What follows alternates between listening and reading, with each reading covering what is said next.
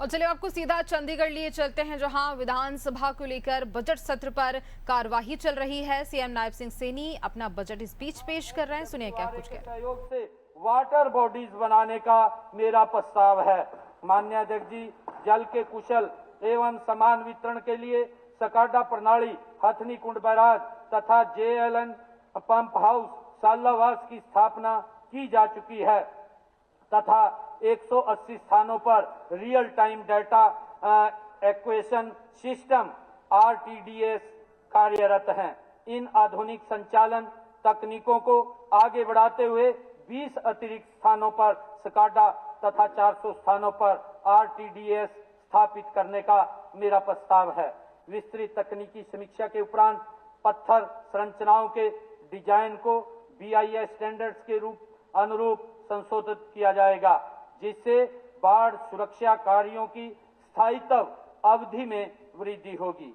माननीय अध्यक्ष जी, Haryana state minor irrigation द्वारा कई स्थानों पर ट्यूबवेल लगाने के लिए भूमि ली गई थी। इसके बंद होने के पश्चात यह भूमि सिंचाई विभाग को हस्तांतरित की गई है। मेरा प्रस्ताव है कि किसी किसान के खेत में स्थित ऐसी कोई भूमि जो सार्वजनिक उपयोग में नहीं लाई जा सकती, उसे कलेक्टरेट पर मूल भूस्वामियों को लौटाने की नीति बनाई जाएगी।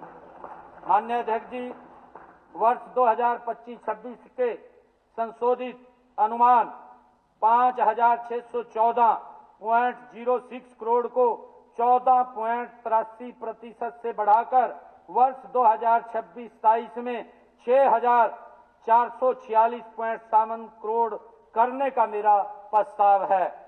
माननीय अध्यक्ष जी, पब्लिक हेल्थ में मैं पब्लिक हेल्थ विभाग से संबंधित बजट प्रावधानों को मैं बताना चाहूंगा।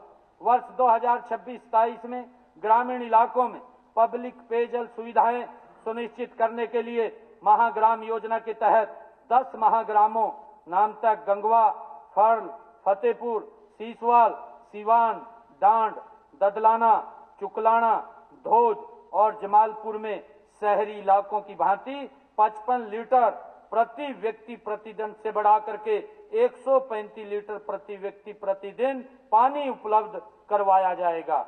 माननीय अध्यक्ष जी, शहरी क्षेत्रों में नई 150 किलोमीटर लंबी सीवर लाइन भी बिछाने का मेरा प्रस्ताव है।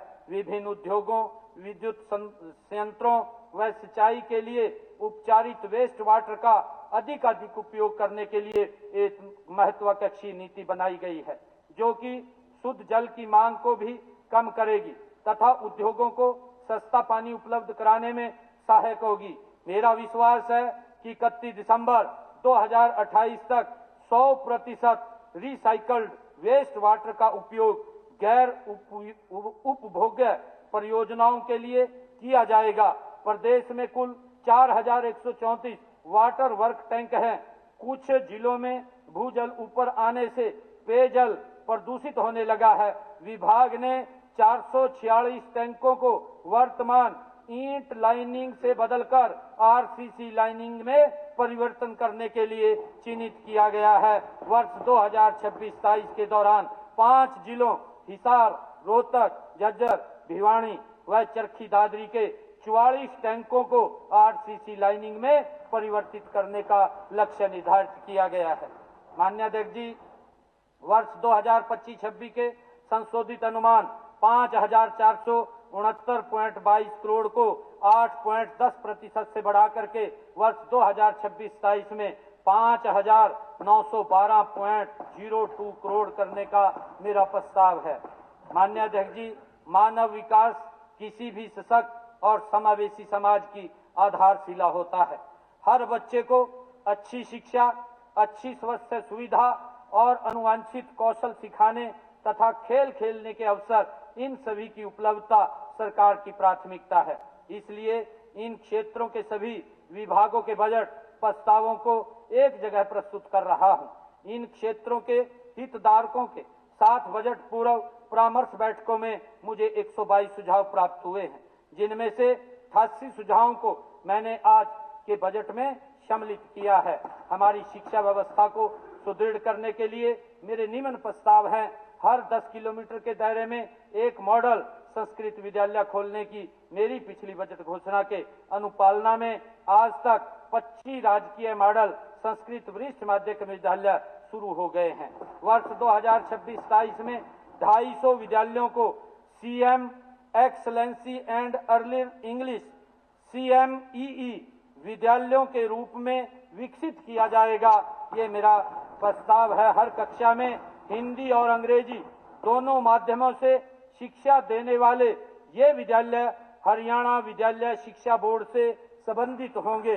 माननीय अध्यक्ष जी, पिछले बजट में घोषित 615 नई स्टेम लैब में से अब तक 391 स्टेम लैब बना दी गई हैं।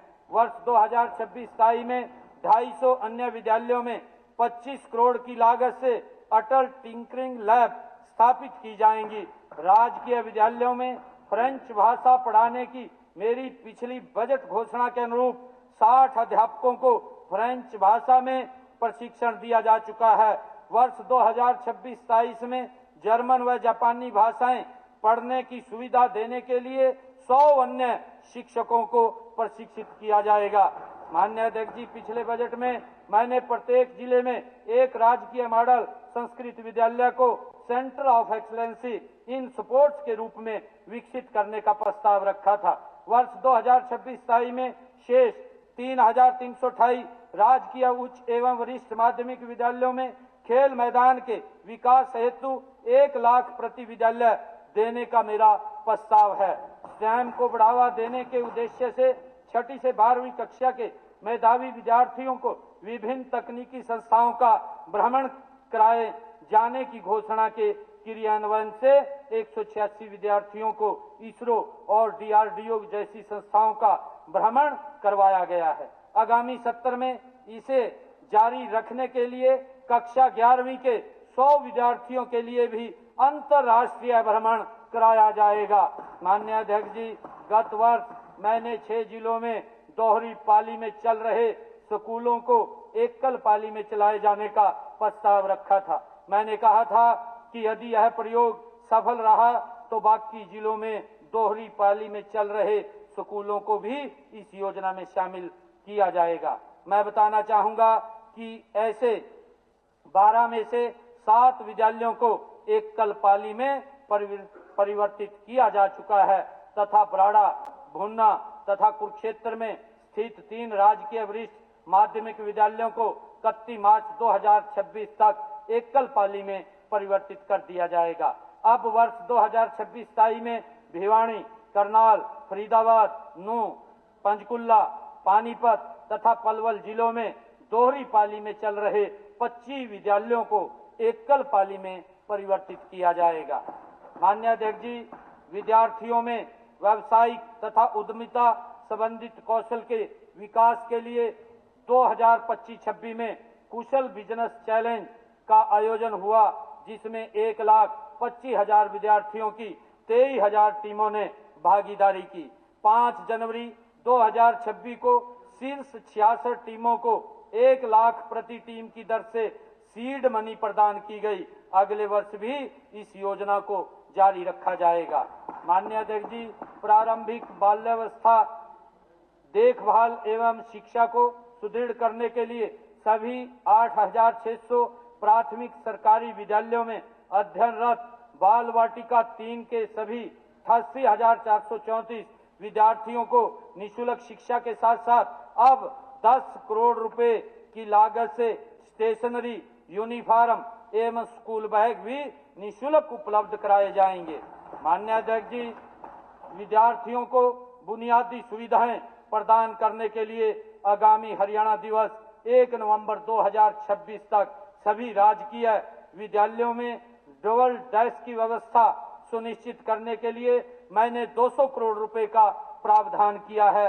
मेरा संकल्प है कि वर्ष 2027-28 में एक भी राजकीय विद्यालय में एक भी बच्चा को टाट पट्टी पर नहीं बैठने दिया जाएगा। माननीय अध्यक्ष जी, आधुनिक तकनीक एवं उद्योगों से जुड़े कौशलों की मजबूत नींव स्थापित करने के उद्देश्य से 50 करोड़ रुपए की लागत से लगभग 15 वर्ष पूर्व बनाई गई 1065 राजकीय विद्यालयों में ICT लैब को नवीनीकृत किया जाएगा। माननीय अध्यक्ष जी, गत दिसंबर में वीर बाल दिवस के सफल आयोजन से उपजी बलिदान की भावना से प्रेरित होकर 6 करोड़ रुपए की लागत से वीर बाल मेमोरियल इनिशिएटिव योजना शुरू करने का मेरा प्रस्ताव है। माननीय अध्यक्ष जी, किसी विद्यार्थी की दुर्घटना में मृत्यु होने पर उसके परिवार को 5 लाख और दिव्यांगता होने पर 3 लाख की राशि दी जाएगी। माननीय अध्यक्ष जी, सुपर 100 योजना में पिछले 5 वर्षों में 267 विद्यार्थियों ने प्रतिष्ठित संस्थानों जैसी IIT, NIT एवं मेडिकल कॉलेजों में प्रवेश लिया था। हाल ही में घोषित JEE मेन परीक्षा परिणामों में हमारे 314 विद्यार्थियों में से 227 ने उल्लेखनीय सफलता प्राप्त की है। इस योजना में वर्तमान में संचालित 400 सीटों की संख्या को बढ़ाकर 500 किए जाने का मेरा प्रस्ताव है।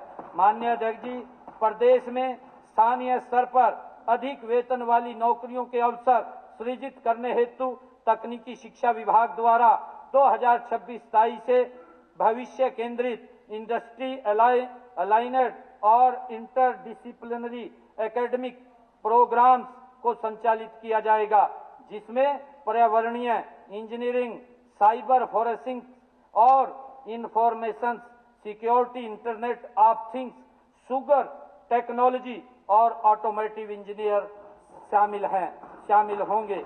माननीय अध्यक्ष जी, प्रौद्योगिकी संस्थानों तथा विश्वविद्यालयों के विद्यार्थियों में नवाचार को बढ़ावा देने हेतु उन्हें पेटेंट पंजीकरण शुल्क की 50,000 तक की 100% प्रतिपूर्ति की जाएगी।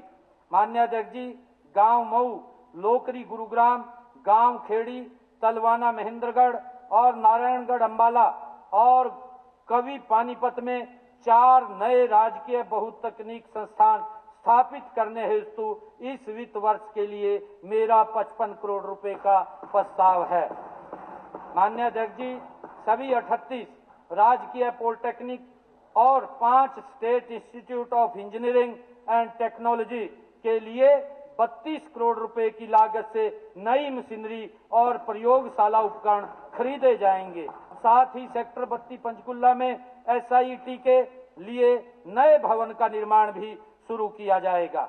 माननीय अध्यक्ष जी, 5 राजकीय पॉलिटेक्निक संस्थानों में 10वीं व 12वीं पास आम जन के लिए सप्तांत सायकाल कोर्सेज पाठ्यक्रम शुरू किए जाएंगे। यह पहल नौकरी के साथ ही रोजगार पार्क क्षेत्रों में अतिरिक्त योग्यता प्राप्त करने का अवसर देगी। यदि यह प्रयोग सफल हुआ तो अगले वित्त वर्ष में इसे शेष राजकीय पॉलिटेक्निकल संस्थाओं में भी शुरू किया जाएगा। इंजीनियरिंग विषयों के तकनीकी संस्थानों जैसे ISRO, NABI, SCL, IIT Delhi में अनुभव और एक्सपोजर ओरिएंटेड शैक्षणिक टूर आयोजित किए जा रहे हैं। इनमें अभी तक कुल 1294 अध्यापकों व विद्यार्थियों की प्रतिभागिता रही है। वर्ष 2026-27 में इसे बढ़ाकर के 3000 किया जाएगा। माननीय अध्यक्ष जी, कई बार आर्थिक तंगी और मार्गदर्शन की कमी के कारण विद्यार्थी महाविद्यालयों में प्रवेश नहीं ले पाते हैं। उच्च शिक्षा विभाग द्वारा ऐसे सभी विद्यार्थियों को विशेष वित्तीय सहायता देकर के जुलाई 2026 शैक्षणिक सत्र से राजकीय महाविद्यालय में दाखिला दिलवाने का मेरा प्रस्ताव है। माननीय अध्यक्ष जी, छात्रों, संस्थाओं और कर्मचारियों को जोड़ने वाले एक एकीकृत मंच के अभाव के समाधान के लिए उच्च शिक्षा विभाग एवं कौशल विकास विभाग मिलकर सभी शैक्षणिक संस्थाओं में इंटर्नशिप, अप्रेंटिसशिप, प्लेसमेंट और उद्योग सहयोग के लिए एकीकृत शिक्षा उद्योग इंटरफेस और प्लेसमेंट को एकीकृत कर एक डिजिटल पोर्टल विकसित करेंगे। माननीय अध्यक्ष जी, उच्च शिक्षा के तंत्र तथा अनुसंधान प्रयोगशालाओं के उन्नयन हेतु 10 करोड़ रुपए का उच्च शिक्षा गुणवत्ता अनुसंधान उत्कृष्टता कोष शुरू किया जाएगा। माननीय अध्यक्ष जी, भविष्य विभाग और उच्च शिक्षा विभाग के सहयोग से एक स्वायत्ता एआई एवं डिजिटल कॉलेज शुरू किया जाएगा। यह डिजिटल फर्स्ट सीमाहीन मॉडल होगा, जहां शिक्षण, मूल्यांकन और व्यक्तिगत अधिगम एआई आधारित प्रणालियों से संचालित होंगे। यदि यह पायलट सफल